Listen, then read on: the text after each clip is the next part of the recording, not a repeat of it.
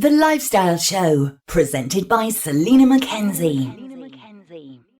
It's a very sad story, but there is a reason that we are going to tell it to you. So on October the 22nd, 2014, Claire Throsell's life changed forever after her ex-husband lured their two children, Jack 12 and his 9-year-old brother Paul, to the attic of their family home before deliberately setting fire to the house, murdering his children and killing himself. Now, more than a decade on, their mother Claire is here to tell her story and about how she's trying to change the laws to prevent such tragic events happening to another family. Thank you so much for joining us, Claire. Oh, thank you for inviting me on. Now, it's obviously very brave for you to talk about this. And I hate to ask you, but I know that that's the reason you're here, because it's all in the book. How do you start to write about your gorgeous boys? How do you start to tell that story?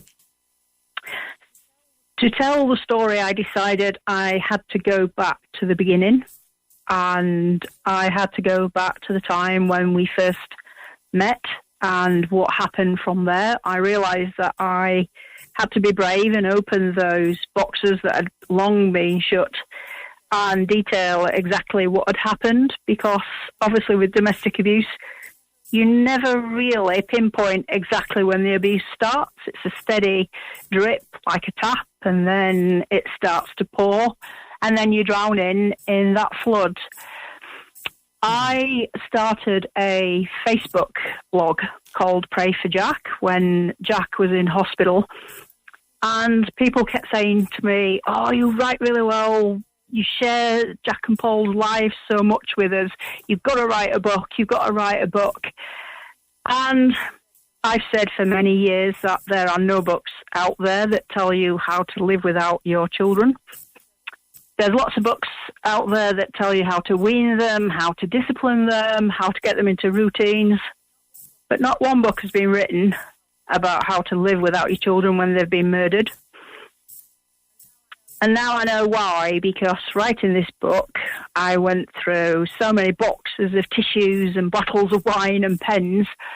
It was a tough process, but now that I've changed 2 laws in my country, I realise that if this book could save just one life, if it brought comfort to one grieving parent, then it was worth digging so deep and being so truthful in my book. And I hope that it gives hope to other people. Yeah, indeed. Well done, you. And in a way, changing the laws, you've given them justice in a way, haven't you? Because they didn't get any justice, these boys. That's right. And for 10 years, the only narrative that has been out there is my ex-husband's. This is an honest, lasting testimony to Jack and Paul. They didn't get justice. I have to live with the fact that they only died because he wanted to punish me.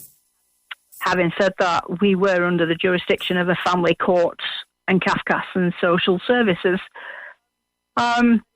But in the inquest, because he wasn't alive to stand trial for murder, on the boys' death certificates, it doesn't say murdered, it says unlawfully killed. And on his, it says suicide, not murderer.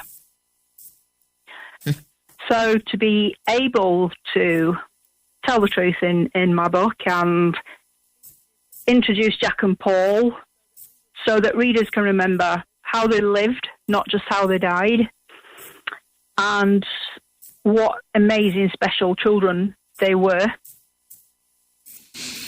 It does feel like changing the laws is justice, because they were never a child A and a child B on a serious case review to be put in a file and gather dust in Whitehall. They had lives, they had names, and there are 68 children in the UK that have been murdered over the past 30 years by a known perpetrator of domestic abuse, and the family courts failed to protect all those children. And there's only Jack and Paul's names out there. Every other child is a child A or a child B on serious case reviews, and they're in files, in Whitehall, and the government successfully, over the years, just eradicated them. And I was never going to let that happen to Jack and Paul. And no matter how hard, 6 governments have tried. 6. Wow. They've not actually managed to do that. And to go from the government in 2014, not even saying the names, to Keir Starmer inviting me to 10 Downing Street and personally telling me that he was going to repeal presumption of contact out of law and he was going to name it and tribute it to Jack and Paul. Wonderful. That's a complete 360 from when I first started out. That's incredible. Well done. Well done. And Thank you. how did it get to this stage? How did your ex-husband get to that stage? I mean, presumably when you first met him, he was sweetness and light. Yes, classic narcissist. He put me on a pedestal, and when I first met him, fate's a funny thing because we should never have met at all, because he lived in Leeds, which is West Yorkshire. I lived in Selston, which is South Yorkshire, 45 miles apart. But we met at a store opening because we worked for the same carpet company. And when I didn't go out with him, he sent a red rose to my works every day for 3 weeks until I went out with him. He'd send big bunches of flowers, make large gestures, and they don't have it tattooed across their foreheads. They're very good at hiding it. They are monsters in disguise. He managed to keep it up for 6 years, and the relationship moved really quickly. So we were married within 2 years of meeting each other, engaged within a year. And by the time the mask came off, I was trapped because I was expecting our first son. And it's not just a case of just leave. Financially and in lots of other ways, you're tied to the very person that is abusing you. Yeah. Yeah. I hear this such a lot when I interview people. You know, it's so easy for people to say, well, why didn't you just leave? It really isn't that easy. Yeah, I'd say to all of your listeners to take a look around the house or wherever they are. Imagine their property and everything they've built up and work towards. Close their eyes and then think of walking away from it and never having any of the possessions again. Yeah, good point. At what stage then did you find the strength to actually leave him? Well, the issue was forced, really. I was married for 16 years to this abusive man, but it was really Jack and Paul, my boys. I knew he was capable of hurting them or killing them, and I tried to stay as long as I could to keep them safe. But one day in April of 2014, I was upstairs putting laundry away, and he'd ground me down that much that I would put away his socks in his drawer in colour order and make sure his shirts were perfectly ironed, perfect crease in the trousers, because I get punished otherwise. And Jack, 12, and he was downstairs, and his dad was on and on and on at him about his homework, which he'd completed. He came upstairs to try and escape, and he followed him up the stairs, and in complete a breaking point, he turned around and snapped at his dad and said, "I've done all my homework." The next thing I knew, a fist was heading towards Jack, and it would connect with his face. So what I did, without thinking, was just push Jack into his bedroom and shut the door, and I took the punch on my arm, but the force of that punch spun me around at the top of the stairs, and I went all the way down the stairs to the bottom. Paul came running through from the living room. Jack came clattering down the stairs, and he stood at the top of the stairs and said, "Look what you made me do." Gaslighting. And I thought, enough's enough. The boys are seeing this, and I don't want them to grow up copying this behaviour or thinking this is how you treat somebody that you love. And we'd been locked in the house many times, and I knew this was the one chance to get out. So I said to Jack, go get both sets of car keys off the side, take Paul, get in the car and start the car. And I somehow got up off the floor. He was still at the top of the stairs. And I managed to get in the car and go to my mum's, who lived about a mile away. And I thought that was the hardest thing to do, but it wasn't, because the post-separation abuse that came afterwards, the threats, the stalking, the calls.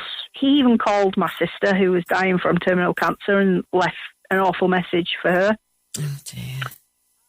And it was a knock-on effect to the whole family. He slashed my tyres. He threw some belongings on my mum's lawn. And every time I phoned the police, they just said, well, it's your word against his. Is there any CCTV footage of your tyre being slashed? And you know who's done this. And throughout the whole process, both my voice and Jack and Paul's voices were invisible, unheard. At best, my fears were minimised. At worst, they were completely disregarded and ignored. And the boys didn't want to see their dad. Yeah, carry on. Yeah, sorry, that was exactly what I was just going to say. Was he able to have access to them, to see them? Because it's obvious they wouldn't want to. No, they didn't want to see their dad. And Paul had an emotional breakdown at school, and social services got involved and said, off the record, no contact. Well, that's no good in law. So I made an emergency application to the family court. And in my application, I told them that he was capable of hurting the boys and killing them. I told them that I'd been a victim of not just emotional abuse, but physical abuse. And the boys didn't want to see their dad. We went to the family court, and I very naively believed that justice would be served, the boys would be listened to, I would be listened to, we'd be seen, heard, believed and supported. But we weren't. The person who had the loudest voice was the one that was listened to, which was him. Yeah. And despite everything written in the application, despite Kafkas experiencing the aggression and social services, he couldn't even keep up the pretense anymore. Even for him attacking me outside the family court door, and we were late going into court, throwing insults across the courtroom. But a civil court is just a boardroom. I was sat 4 seats away from him. And even though they scan you for weapons going into the courtroom, they've still got that look. They've still got their mouths. They've still got words that hurt, that penetrate, that scare. And that family court was a barbaric and humiliating process. Paul had the chance to say to a Kafkas officer that his dad made him eat peas at the kitchen table until he was sick. But Jack, my beautiful eldest boy, never had the chance to say that he had to sit at the same table. He had to watch his younger brother be forced to be eating peas, and he'd cry. And his dad called him a crybaby. Oh, it's shocking. It really is shocking. So was he able to have them unsupervised? And is that how the fire happened? Were they at his house? Yes. We hadn't had a divorce settlement by October. And they had issued unsupervised contact for 5 hours a week, 3 hours on a Wednesday. No, 2 hours on a Wednesday, 3 hours on a Sunday. But he didn't need that amount of time to do what he did, because on the 22nd of October, on an unsupervised access visit, I took the boys to school, told them that I loved them, and they replied, as they always did, to infinity and beyond. Toy Story was their favourite film. Just 10 hours later, I was holding Paul in my arms as he died. Oh, my goodness. He was on an unsupervised access visit, and he'd said to the boys, because they love trains, I've got a new train set. It just needs 2 drivers. And they had gone up to the attic. He'd even put a bowl of sweets in the middle of the floor. And whilst they went up to the attic, he barricaded the house with bike chains. He poured petrol all over the house, used my possessions, and set 14 separate fires. Then he went to join the boys in the attic. Now, Jack was only 12, but he had the heart and courage of a man. They ran away from him. And there's part of me that always thinks, did he taunt them? Did he tell them they were going to die? But they ran away from him anyway. And when Paul fell, overcome by the smoke and the darkness, Jack went back for his little brother. Oh, crikey. Now, they used to wind each other up every single day. They used to argue. They used to fight. But my boy went back, and he gave his hand and he gave his strength to his brother. But because he was pulling him across to the hatchway in the attic, he was going backwards, and Jack fell through the hatchway into the flames on the landing. And even though he was already dying, he said to as many people as he could that my dad had done this and he did it on purpose. When he was cradled in the firefighter's arms, he said it first to the firefighter, and then to a police officer, and then to as many medical staff as possible. He was desperate to make sure his voice was heard, but that was the only time on that landing that his voice was heard throughout the whole court process. And the police took his words as his dying testimony.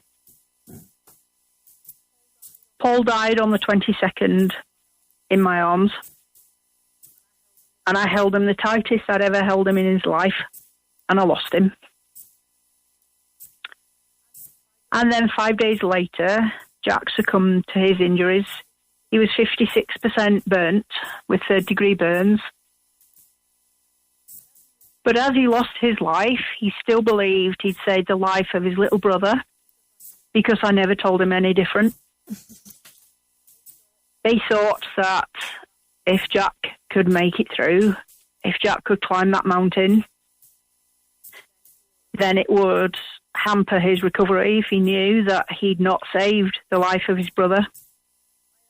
My eldest boy died believing he'd saved his brother's life, and that there were still a chance for him. And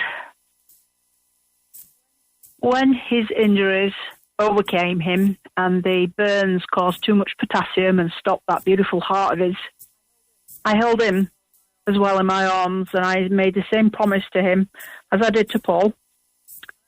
And I promised both of them that no other child should have to die at the hands of a parent like they did.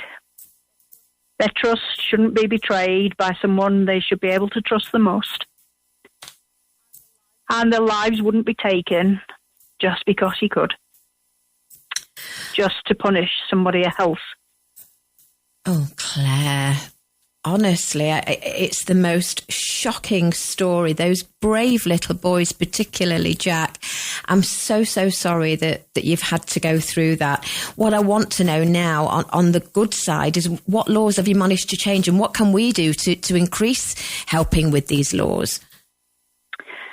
So in 2021, we got the domestic abuse bill through, and on there I pushed to have a ban on aggressive cross-questioning because women are still going into family courts representing themselves and can be cross-questioned by their abuser. And we were successful to get a ban on aggressive cross-questioning.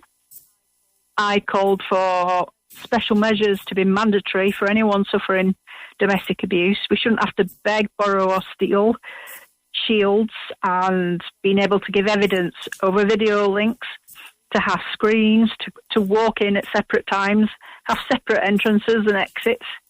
It's not things that cost a lot of money, but makes a huge difference. And I got children to be recognised as victims in their own right of all forms of abuse from the age of 0 to 18. So that went through in 2021, but the Lords refused to look at presumption of contact. Now that comes under the Children's Act. And at that time, Jack and Paul made child 18, child 19 that were murdered. And the Lords decided in 2021 that they didn't have to debate this, which was a big mistake, huge, as in Pretty Woman, huge mistake. I had a petition with Women's Aid, and it's still live now. If people can sign the petition, it's called Child First. So it's womensaid.org.uk? It is, and it's also on change.org. Wonderful, wonderful. Sadly, we're out of time. I wish I could talk to you for another hour. You are now quite rightly an NBE, and you've done a lasting testimony to your boys who are having their voices heard. It's all in the book called For My Boys. It's by Claire Throsell, who we're speaking to now, and it's out now. Claire, you've been incredibly brave, and I know that your boys are looking down on you and thanking you. You take care, and thank you for joining us. Oh, thank you for having me. My pleasure. Take care. Bye-bye. Bye-bye.